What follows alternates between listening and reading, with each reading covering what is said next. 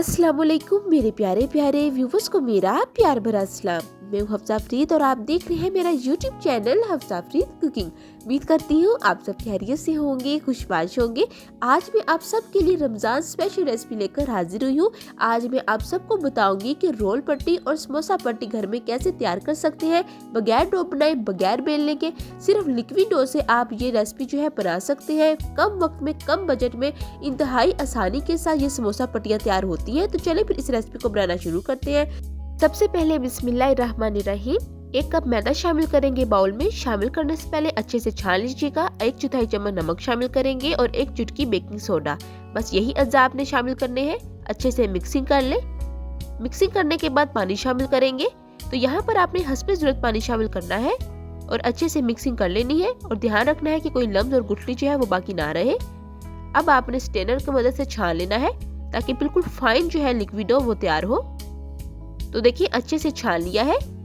अब आप इसकी कंडीशन देख लें, बिल्कुल यही कंडीशन होनी चाहिए लिक्विड डो की। अब एक पैन लेंगे, पैन को ऑयल से अच्छे से ग्रीस कर लेंगे। अब आपने लिक्विड डो की थोड़ी सी क्वांटिटी जो है वो पैन में शामिल करनी है और अच्छे से पूरे पैन पर आपने फैला लेनी है। ज्यादा क्वांटिटी में आपने लिक्विड डो नहीं लेनी, वरना जो समोसा शीट है वो मोटी बनेगी, पतली नहीं बनेगी।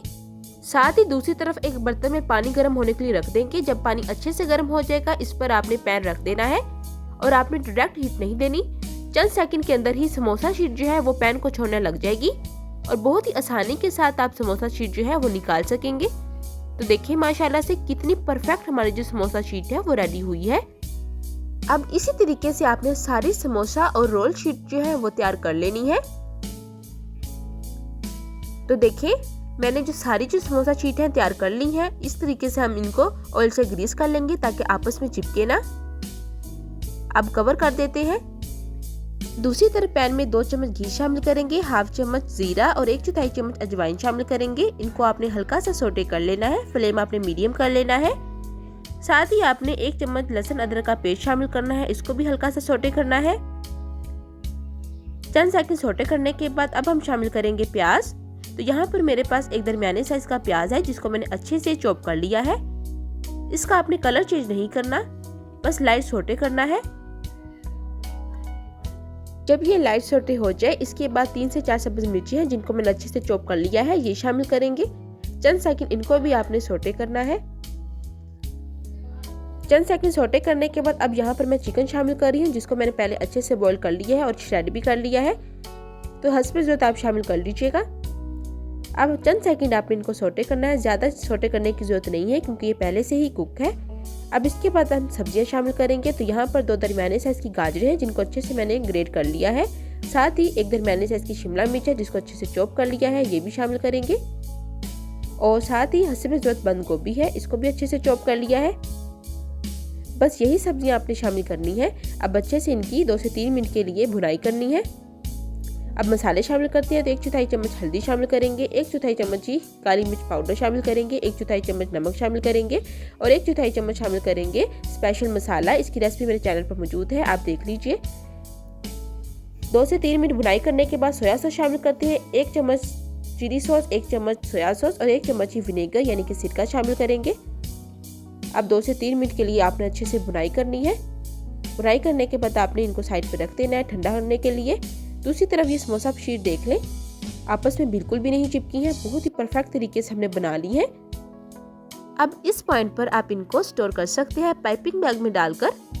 तकरीबन 1 से 2 हफ्ते के लिए यूज कर सकते हैं आप इनको। अब इनको साइड पर रखते हैं। तो दूसरी तरफ एक कटोरी में 2 चम्मच मैदा लेंगे। हस्बे ज़रूरत आपने पानी शामिल करना है और अच्छे से मिक्सिंग कर लेनी है। मिक्सिंग करने के बाद आपने एक ऐसा मिक्सचर रेडी करना है, ये देखिए बिल्कुल इस कंडीशन का होना चाहिए।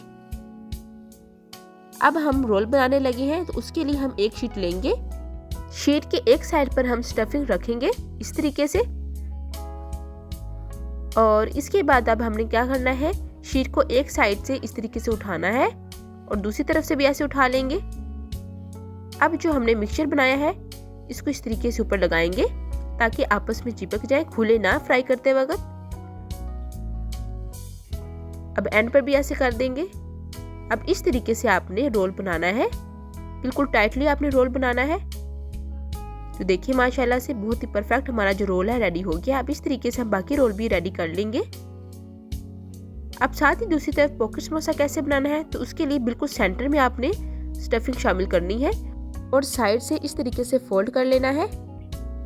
अब ये मिक्सचर लगाना है दोनों एंड पर इस तरीके से और अब फोल्ड कर देना है बिल्कुल इसी तरह। तो ये देखिए माशाल्लाह से हमारे जो पॉकेट समोसा है वो रेडी हो गया है बहुत ही आसानी के साथ।